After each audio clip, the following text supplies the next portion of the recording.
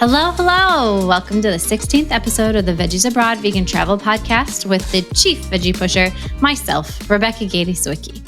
Some of you may already be familiar with Veggies Abroad, but for those of you who aren't, we're a full-service vegan travel company that offers custom planning services, small group trips, a helpful blog chock full of just about everything a vegan or veg-curious traveler could possibly need, and also this podcast.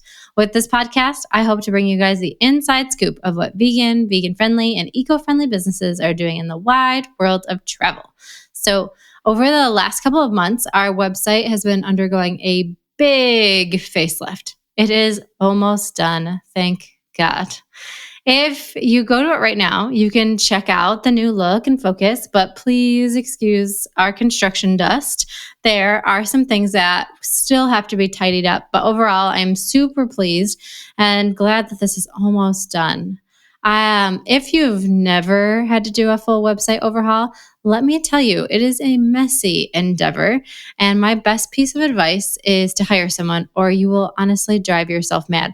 I would have never, okay, I don't want to say I would have never been able to get this done myself, but no, I really don't know that I would have been able to get this done myself. Even having support with getting it done was a full messy endeavor. So even trying to do it myself, I can't imagine that. I don't want to imagine that. It was really an overdue change as the former site didn't really reflect well everything that we do now at Veggies Abroad. I guess you could say it's a bit of a growing pain. So that's a good thing, I guess. On top of that, I got the opportunity to meet some of you in person at Detroit's Veg Fest over the first weekend of June, and that was really fabulous. The event was great, but honestly, it made my day when people would say, "Oh, I've listened to your podcast," or "I've used one of your guides when traveling." Honestly, I was really surprised and elated. I am not joking when I say sometimes you wonder, hey, is anybody listening out there? Is anybody reading this? Does anybody care? Managing an online business can be incredibly isolating. So thanks to all of you who stopped by and said hello, and hello to new friends who I hope are listening today. Next up on the travel list, I will be headed to South Africa. I am trying to figure out if I will be able to record part of the next episode while I'm there so I can give you guys an inside scoop, but the itinerary is really jam-packed. If I'm not able, I will definitely give you a full download when I'm back at my desk. As always, if you don't want to miss a beat, I will do a day-by-day breakdown or update in my Instagram story. So if you're not following along, you better get over there. All right, so let's move on to today's episode focus, travel insurance, everybody's favorite topic. I have talked with many of you who are confused by travel insurance plans, or you don't really think you need coverage, or you don't understand what coverage it actually comes with. I will be honest with you. Before working in travel, I was right there with you. I think I only bought travel insurance once or twice. And it wasn't until the pandemic that I really started to think twice about it. And I did a little more research. And a little side note of that, right after the height of the pandemic, when travel had gotten back to normal or a more normal state, not completely normal, our first trip out of the country, Matt ended up getting COVID. And thankfully, we did have travel insurance, or his additional expenses to stay in Switzerland would have been on our dime. So I'm really glad that I had started to think twice about it before we left for that first trip.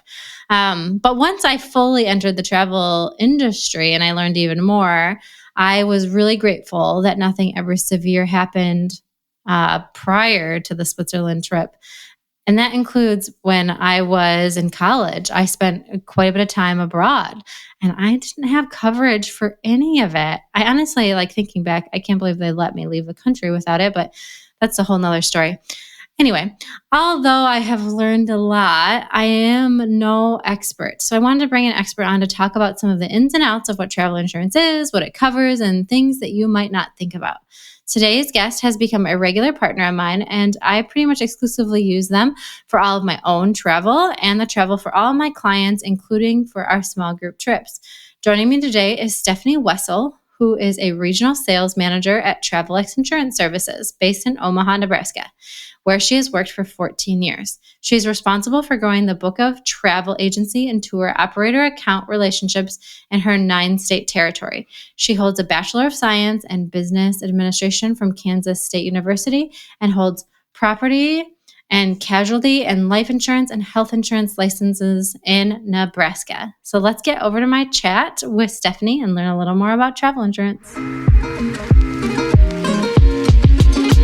I think this will be a really informative conversation as so many people have questions. They don't completely understand travel insurance. And so I hope that dispels all of the myths and misunderstandings out there and helps people make better choices so that they are more protected when they leave their homes.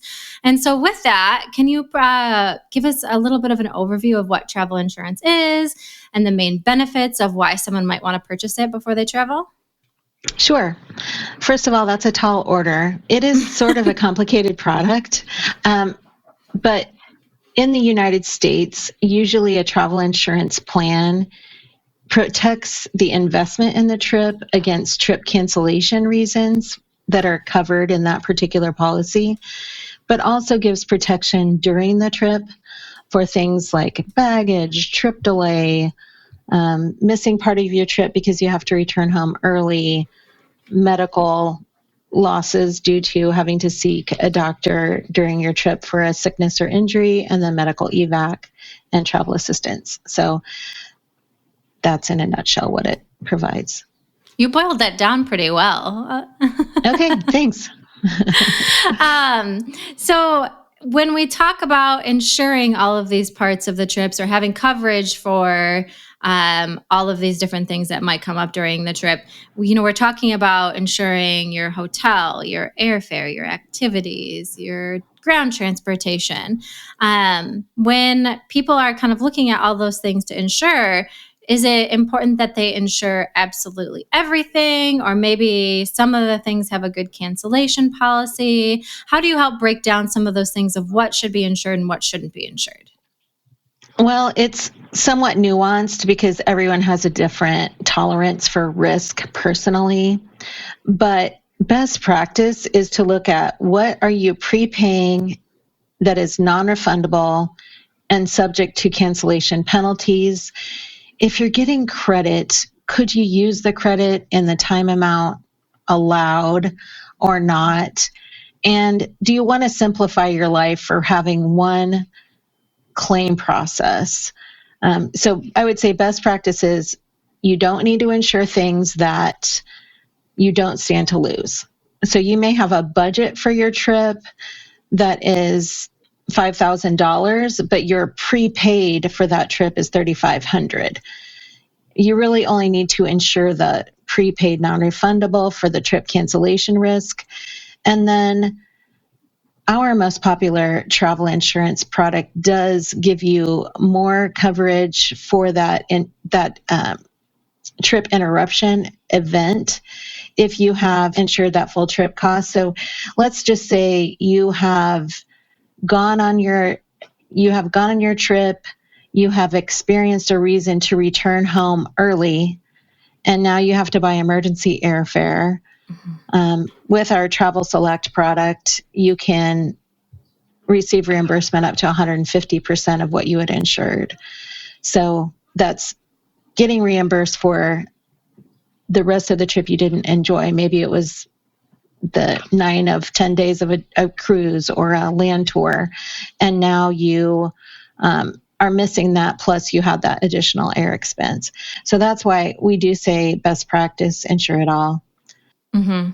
When we're talking about things like airfare comes a lot for me. And so that's one of those like kind of gray areas because you could get credit for it. That you could use at a later date, or the airfare could be refundable. So in those cases, that's when you might want to think, okay, maybe we don't insure that part of it. Yes, and that's part of what I meant by nuanced. Yeah. There are refundable fares. So if it's prepaid and 100% refundable in money, that's not something that you would need to insure, even though I would recommend making sure the dates you're flying are part of your travel insurance policy in case you're insuring a tour that starts the next day or something. And then regarding non-refundable, but you get credit. So you're getting credit with a particular airline. You need to look at, okay, if I cancel this trip because I'm diagnosed with cancer or something, where I'm going to be in treatment for the next year and my immune system is compromised, will I be able to use that credit, or would I rather have filed a claim against the policy to receive money when I canceled my trip? Mm-hmm. So that's kind of a lot. But another example I recently experienced is someone purchasing a ticket for international travel that was really expensive on an airline that, even if they had credit on it, if they canceled this trip in June of 24, would they be able to use it before that credit expired, or that amount? So the airlines are doing all kinds of different things. You really have to look at, what is my ticket, what is my personal situation, and evaluate accordingly. Yeah, I think that's a really excellent point, especially your last example with, an airline you wouldn't normally fly on. So for instance, I live in a Delta hub, and so I fly Delta almost exclusively. So I generally I don't insure the Delta flight, because I know I'm going to use that credit, because I am like pretty much married to Delta at this point, whether I want to be married to Delta or not. And so that works out for me. Yeah. You're not only married to Delta, but you travel all the time. You can use it for flights on Delta, whether it's domestic or international, and use that credit. Right. But if I were, let's say, Air China credit, I actually did have this happen to me where I had to change the flight. And I was talking to the person on the other end, and I said, well, I guess I could use the credit. And she laughed at me and she goes, when are you going to fly Air China again in the next year? And I'm like, all right, well, really excellent point. Probably not, because it's just not, that's very, very, very specific. And so it's a really good thing for people to keep in mind when they're when they're deciding all of those things to insure, for sure. So this comes up a lot for me with clients. They have credit card insurance, or credit card travel insurance, I should say specifically, and they feel like that is enough to cover them. Can you talk a little bit about the differences between the credit card travel insurance policies and a traditional travel insurance policy? Certainly.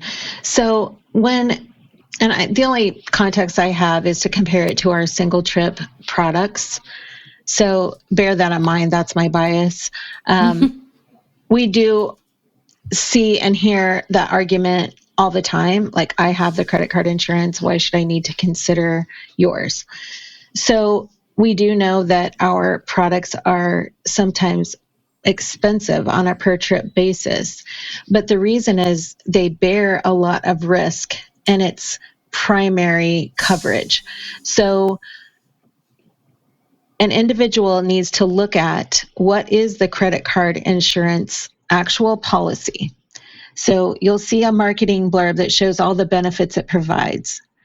But I always say, look at the language, see what the covered reasons for trip cancellation are that it covers at 100% if you're relying on it.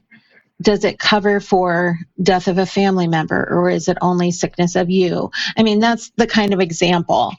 And then, does your credit card plan have primary emergency medical expense coverage at the limit that you're comfortable with when you travel to your whatever destination it is, or all the destinations you'll be going on with that credit card? And then another thing that I don't see a lot of times in all of the credit card plans is emergency medical evacuation. And let's say you're in Mexico and you do experience an accident. One of my clients recently told me about someone surfboarding and just an accident. He broke his neck, and he's on the beach in Mexico. And so he needed medical care, emergency medical care. It was a fit person. He was surfing. Right. he needed emergency medical care. So maybe his travel and maybe his own health insurance covered in Mexico. But if it didn't, then that's out of pocket to him, the care that was needed immediately. And then once stabilized, to get him back home. And, an extended stay in a foreign land can be really expensive if you're in the hospital there, and then that transportation home. Those are bigger exposures than losing the amount of money you paid for that all-inclusive in Mexico, or, a trip with Veggies Abroad. So that's why I want to point out that you should really understand what your credit card product gives you, and does that cover the risks that you're concerned about personally? Yeah, I think those are really good points, because those are types of things that people don't necessarily think about, because we go on a trip and we're not thinking about breaking our neck surfing, or, I don't know, falling down stairs, or like freak things that could happen. Or how about just stepping onto a sidewalk incorrectly and twisting your ankle? Like, these are all very real things that can happen. And some of the things that I've seen with the credit card insurance is that, credit cards, they're credit cards. Their name of the game is credit. It's not travel insurance. It's not to make sure that you have the best coverage when you're going to Italy. It's to make sure that they cover the bare bones of, what you could need. And I think most people think about lost luggage, because lost luggage always comes up. And yes, lots of them do cover lost luggage, or, that you didn't get your hair dryer or something like that. But these are like the very, very basic things. That's not kind of the larger picture that people need to kind of consider. And so I think go ahead. I'm sorry. I was going to say, what I've seen with credit card coverages, if you're paying an annual fee, the higher your annual fee is, the better the benefits are that credit card. And do look carefully regarding the trip cancellation part of it. Do they reimburse for trip cancellation all components of your trip, or only your prepaid transportation? Mm-hmm. So some of them cover flights, train tickets, prepaid motor coach expenses, but not tours, not, so it's nuanced, and we can't speak to that in total. And that's why I always say, with our products, we give the consumer the right to review the coverage before they purchase. We give them a free look time period after they purchase. So read those documents, compare them to your credit card plans, and make your informed and educated choice. Yeah, absolutely. And so also with credit cards, there are certain things that aren't going to be covered at all. Something that I learned recently is that most credit card coverage does not cover you if a company goes bankrupt. And so we've seen this a little bit this year with certain travel companies that have unfortunately had to close up shop. And so most people think, well, I have this travel insurance, I should automatically be covered. But that's not the case, because these are really big things that these guys, they're like, we'll cover your blow dryer, but we're not covering bankruptcy. Interesting. That's something I wasn't sure of. I know that when we have early purchase requirements for financial default of a travel supplier if they've purchased the trip through a third party, so not direct with that supplier. And one of the things we do recommend for pre-purchasing trips is to go through a third-party company so that you can get that financial default protection. Yeah. And then also to pay with a credit card so that you do also have the recourse of a chargeback. Yes, that's really good. Which is interesting, that what you've found out on the credit card side, because they've already got that exposure.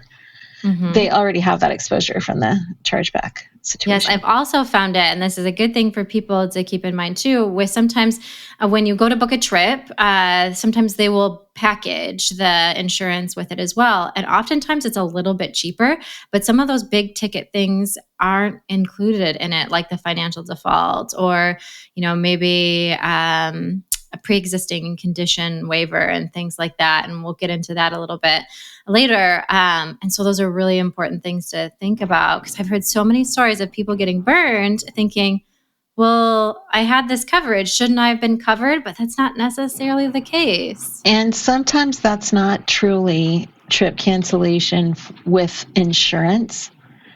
Sometimes it's that tour operator, cruise line, bigger company that is self-insuring that part, and that you're paying for a cancellation waiver. Mm. And they're taking extra money from you to put money in their self-insurance pot, basically, because they can give your money back and they can also resell that accommodation or that cruise cabin to someone else if you invoke it. And that's something that's different with a third-party travel insurance like mine. We're only able to reimburse in money. And That's why there's a difference in price too. Yeah. It seems a little sneaky, to be honest. Yes. all the things that you need to think about, for sure. Yep. There's lots of things to think about. Yeah. And so, we touched on this a little bit with the poor person who broke his neck, which brings us kind of to medical coverage, which, when I talk to people about travel insurance, I always say, like, if they're really reluctant, like, yes, you probably can, go and buy yourself a new outfit, new makeup, and new, whatever. And maybe that's not your major concern. But what if you do break your arm in Italy, or, you do something else in Morocco? Is your US-based health coverage going to cover you? And that's kind of where things get really gray. And so generally speaking, most US health coverage doesn't pick up the tab when you're abroad. Is that correct? Yeah, if it does. And there's a gazillion different health insurance products out there too. So I can't speak to what everyone covers. But you have to know your product that you're insured, that you're under. And then the other thing to think about is, have you met your deductible for the year? Oh my gosh, yeah, good point. If it does cover, if you're on a high deductible plan like many people are, you'd still have that exposure of meeting the deductible. Plus, is it in network or out of network when you experience that loss? So if they cover it, but it's out of network, is your deductible higher for that?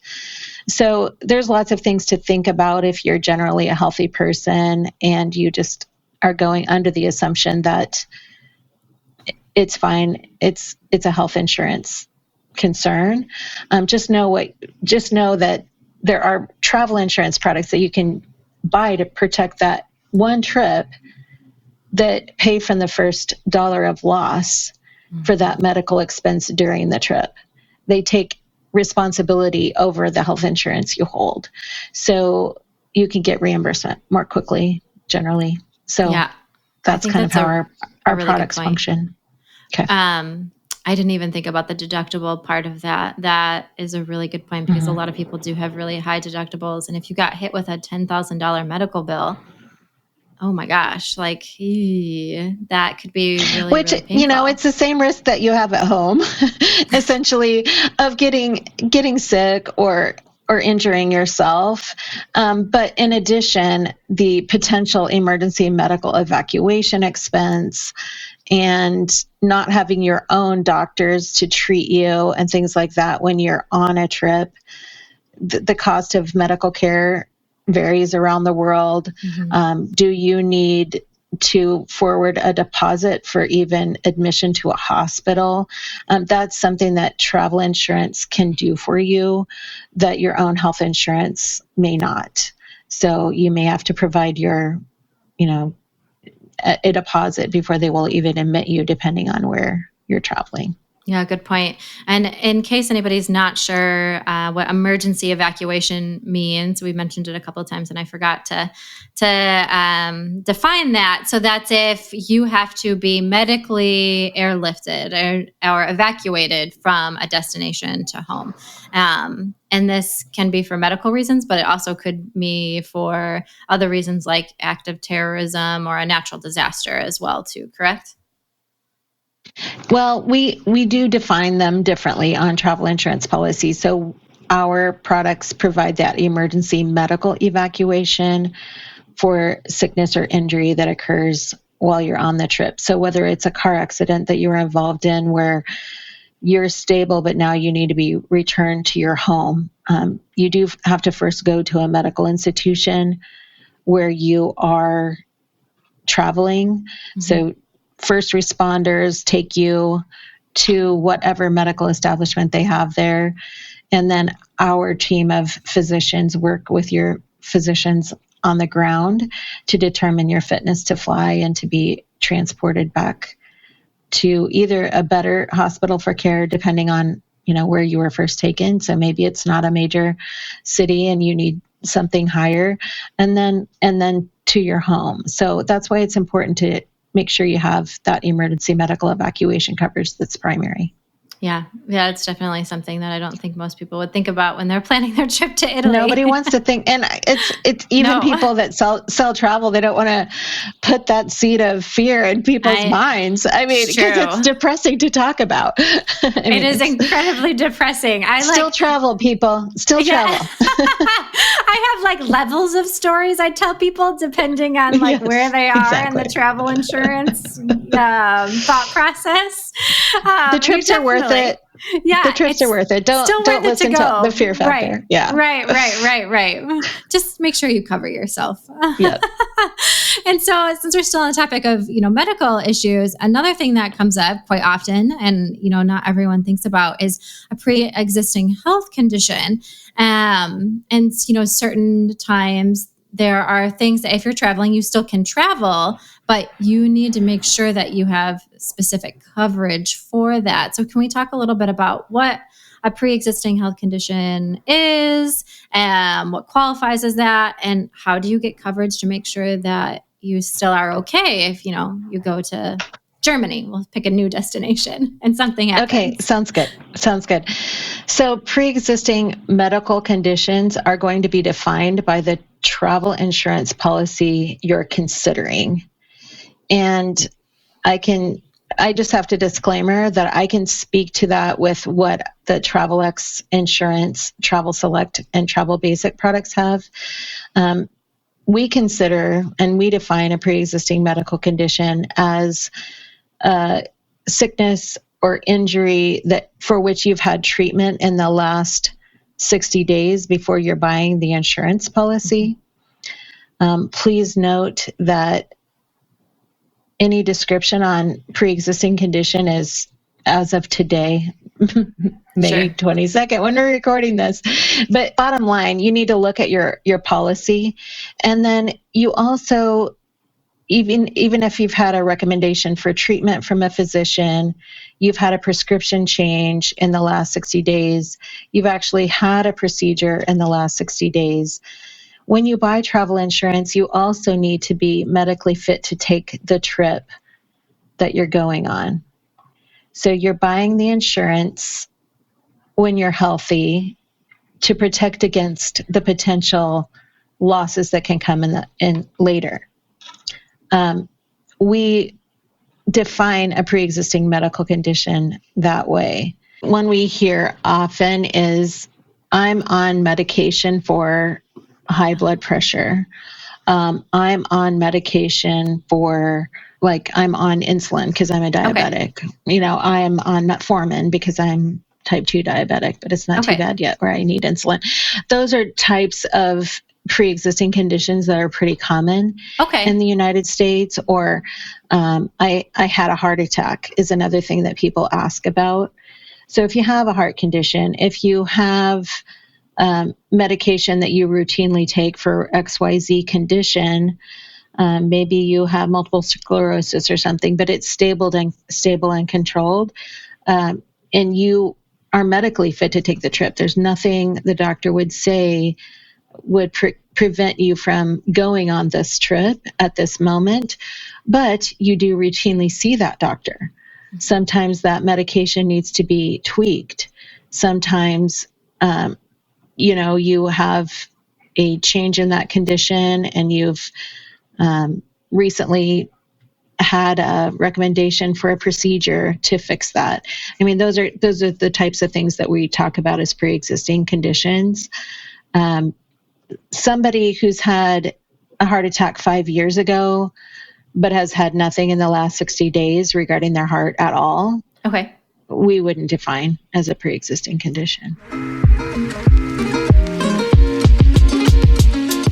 Hey there, fantastic listeners. Let's hit pause on this episode for a thrilling announcement, a golden ticket to Globetrot with Veggies Abroad.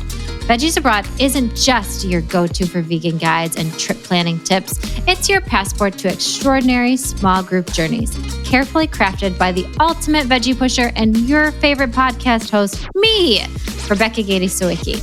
I've spent countless hours researching the best vegan hotels, food, and experiences, and now I'm bringing those experiences directly to you. Join me and my newfound veggie pals on escapades to exciting and exotic destinations around the world. Whether it's trekking through the Thai jungle to witness elephants in their natural habitat, or staying at a carbon-neutral camp in Kenya during the Great Migration, our adventures are nothing short of spectacular. And guess what? Those aren't the only exciting trips awaiting you. So what are you waiting for? Cruise on over to veggiesabroad.com pronto. Well, how about after this episode is over, to explore our dazzling lineup of 2024 trips and secure your spot on your next vegan adventure today.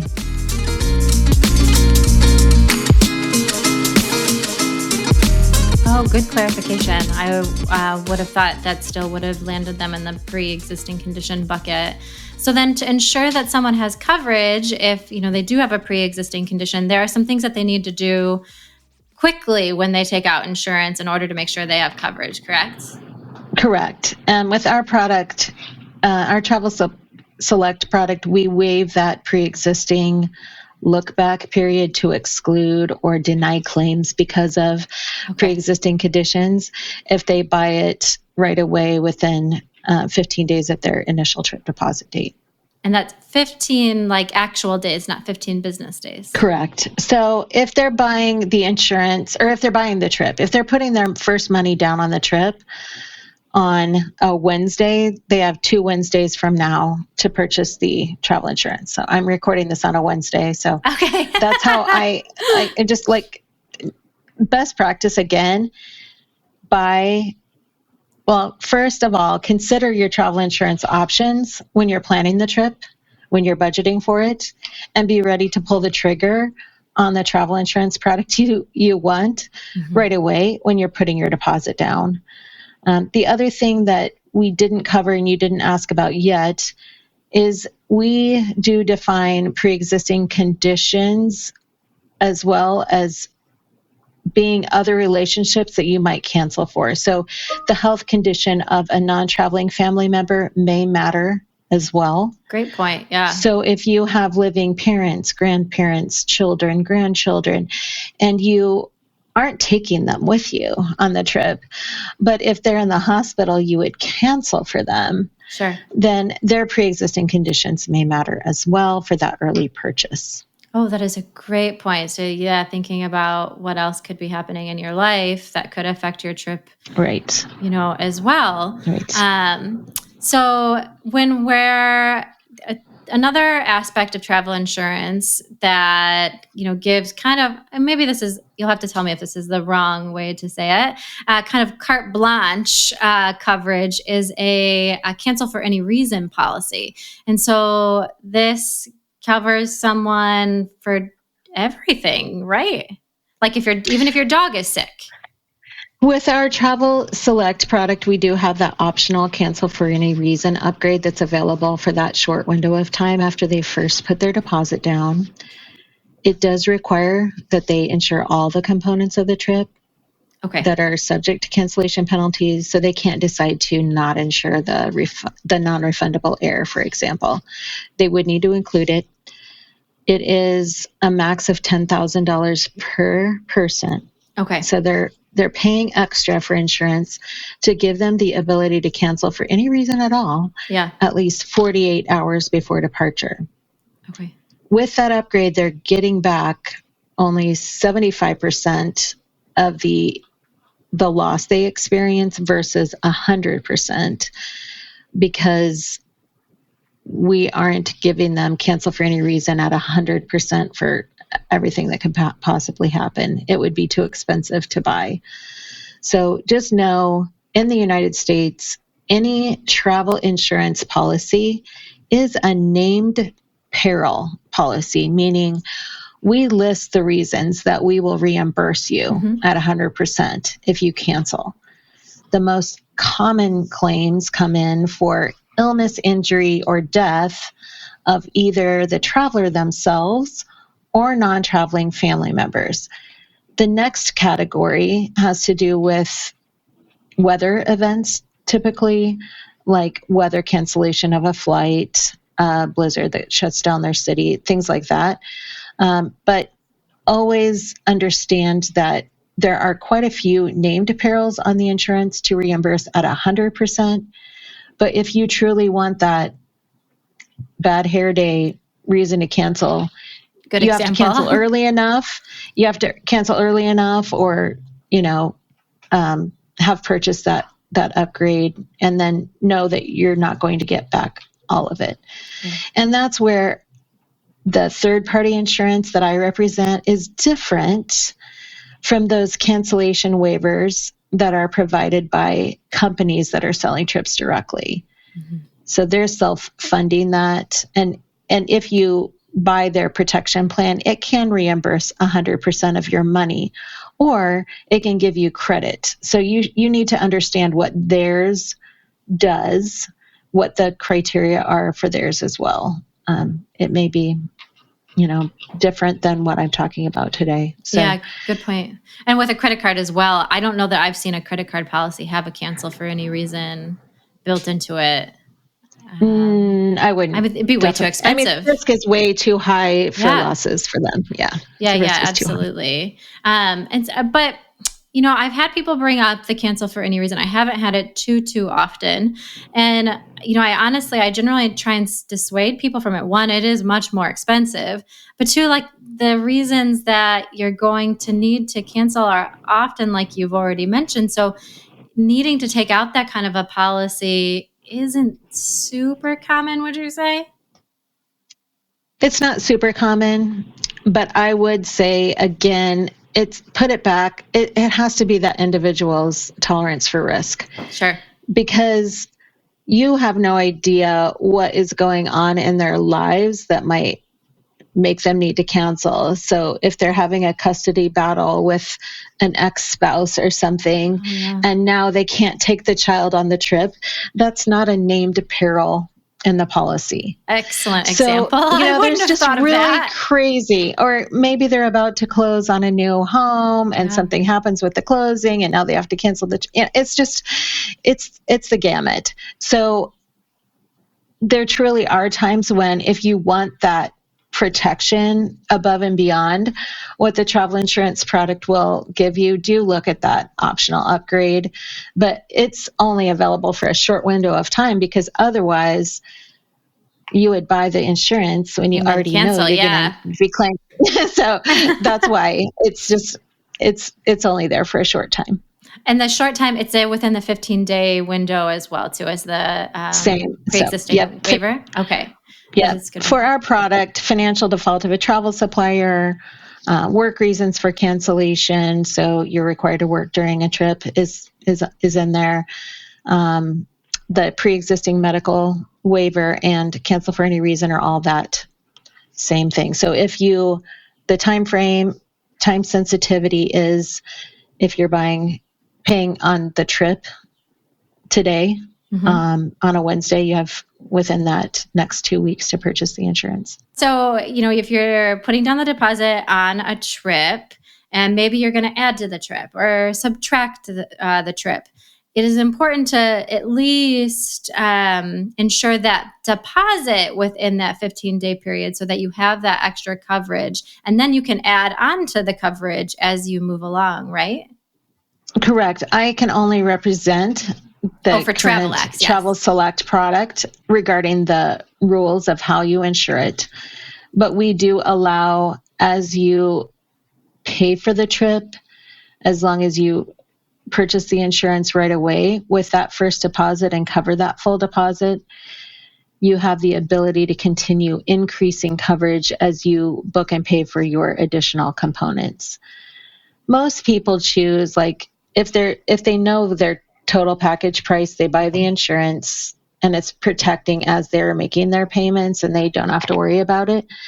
But some people like to consider, they're reluctant, rather, yes, to pay for a travel insurance policy if that deposit is refundable or if it's a low penalty until a long ways into the future. Mm-hmm. So again, you have to look at what is your risk personally, and does it make sense to start the early coverage benefits? In my personal experience with my own personal insurance, with my family situation, I'm always buying it early, at least for that deposit, so that I'm protecting against a hospitalization of my 96-year-old grandma or my parents in their 70s, Yeah. So it's important to me to get the early purchase benefits. Are there any additional services or benefits that travel insurance policies may offer, such as emergency assistance, that people might not realize? Yes, a travel assistance service is something that is included in every travel insurance policy that's sold through Travelex. And that gives you access to that team of experts who can help manage situations, especially emergency medical situations that can happen. But even things like destination advice, let's say you're going on a safari and you need to have vaccinations before departure, things like that, or situational things to know about for security. That's part of what travel assistance services can provide. And it's not a genie following over you that you can snap your finger and they're immediately going to provide a helicopter to whisk you away. But it is that 24/7 access to experts if you have your passport stolen, or what do I do in a situation with my traveling companion that just passed away and I'm in a foreign country alone now. That's the kind of thing that is really important to have that travel assistance. Yeah, right. You wouldn't think, I guess I wouldn't think, and maybe most people as well wouldn't think, let me call the travel insurance company and maybe they can help. That is really great to know.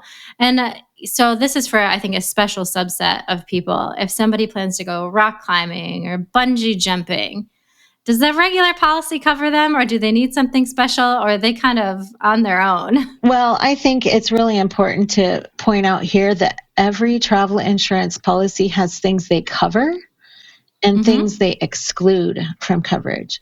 So it is important to read what is excluded on the policy you're considering. Travel Select does have an optional upgrade if you're doing higher risk activities like a hot air balloon ride or mountain climbing with technical equipment, or the bungee jumping that you gave as an example. A more popular thing that we see people doing on trips is zip lining. And it's great. It's fun. But guess what? Stuff happens. It's not covered. There's a little danger to it. So some policies on the market exclude those activities, and so does ours, unless you purchase a really inexpensive upgrade to cover for those types of activities. Okay. So do look at the product you're considering. Is it upgradable to cover those things if you're going to be doing them on the trip? And when do you need to add that upgrade? So for ours, it just needs to be before you've departed on the trip. So somebody who gets to their destination and now wants to zip line but didn't plan to before they left, you can't add it anymore.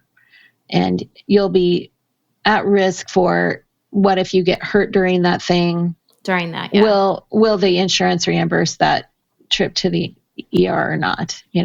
So it is important to look at that. So your insurance would still cover things leading up to it or after it. So if you were at dinner and had bad food, or your flight got delayed, it's not connected to zip lining or bungee jumping. It's those specific things and activities that could happen during them that wouldn't be covered. Correct. Okay. Correct. Perfect. So as we wrap up things, are there other things that we haven't covered that you think are really important for people to consider or know when they're deciding on travel insurance policies, or how to go about purchasing something? There is something else that I didn't mention.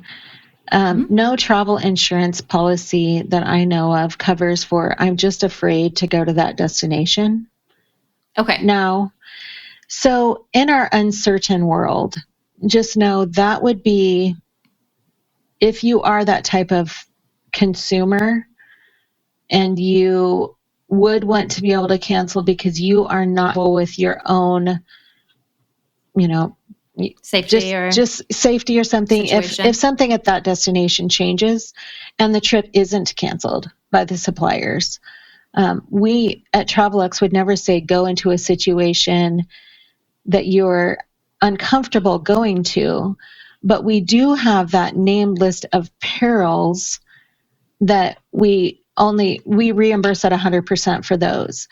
If you're a kind of person that just wants the ability to get out of it and get some money back, cancel for any reason is your option. And that would be true on any travel insurance plan you are looking at. So for example, I mentioned there's always exclusions on insurance policies. One of those exclusions is loss caused by or resulting from war. Okay. So if you think about the risk of an insurance company for all kinds of losses, if that destination is now at war, you can understand that they're putting that as an exclusion on the policy. So that's definitely something where travel would be why we limit our trip cancellation maximum to $10,000 per person. So we are taking $7,500 of risk for the person who does buy cancel for any reason, cancels at least 2 days before when they've purchased in that time frame. But we're not going to allow consumers to pay for that type of coverage for trips beyond that, because in our experience, certain times fear of travel has affected a lot of people at the same time. So just know that in our crazy world of political and political unrest, civil unrest, things like that, you shouldn't be afraid to travel, but you should go into purchasing travel insurance with the understanding of the policy you're buying and the things it doesn't cover as well as the things it does. Yeah, excellent point. And that raises one last question. You'd mentioned war. So if someone goes somewhere and war happens, or there's political unrest, or a natural disaster might be considered differently. If it hadn't happened before they left, are they still covered because it happened after their point of purchase and after they departed? It's going to depend on the situation. Like, for example, the most recent interruption of travel that was kind of on a pretty large scale was October 7th in Israel. And the travel, our underwriter did deem that as a terrorist event that started on October 7th when the rockets started firing. So because we have terrorist incident eligibility on some of our plans, the customers who were in destination did have that coverage for that particular event, but it is a narrow scope for coverage for terrorist incident as well. It's during the trip or within 30 days of departure. So again, it's nuanced. Read the policy, understand that if we cannot reimburse you for your particular loss. You may have options for using the insurance for a different trip if you do cancel and you waive your penalties. But just know travel insurance is intended to be sold. It's intended to cover one trip for the reasons we cover. And if the event that happens for you is not eligible, then we're not going to pay the claim. So just make sure that you understand what you're buying. Yeah, absolutely. And so then another point adding on to that is if someone decides to go to a destination that is at war or the government has deemed a do not travel, insurance won't cover you at all. You are totally on your own. Again, depends on the product, but correct on our current product set. So what we have allowed in that situation is, even though the policy may have been in force for 5 months and the free look period is gone, and it's premium that we've taken ethically and all of that, we don't have a requirement to let you use it for another trip from a standpoint of, you bought the policy with the terms that you bought. However, we do generally work with the insureds who contact us before that departure date to give them their options for what we will let them do with that policy. So that's great. And I bring that up because during the COVID lockdowns, for example, when all the trips were canceled for everyone everywhere, we didn't pay out what everybody had prepaid for their vacation. That wasn't covered. But we did work with the consumers to refund premium when their tour operators or suppliers eventually did give them refunds, or we put the policies on hold for when they were able to go again. There was a whole lot of things that the travel insurance industry did as best they could to satisfy the consumer at quite a bit of expense to the travel insurance industry. So everyone was hurt by that world stoppage of travel.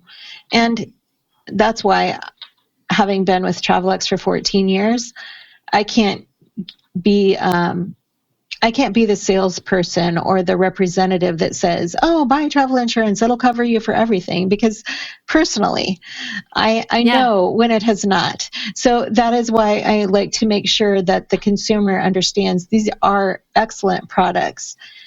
We are an excellent company, but there are limits on what and when we pay, and why. So yeah, absolutely. Excellent. I think this was super helpful. I really appreciate you taking the time today, and I hope that it dispelled myths and helped people make more educated decisions as they go out and explore the world, and hopefully they do it safely. So thank you so much for joining me today. You are welcome, Rebecca. Thanks again. It was a pleasure. Thank you so much for tuning in. I hope you enjoyed this episode as much as I did. If you did, please consider subscribing and leaving a review.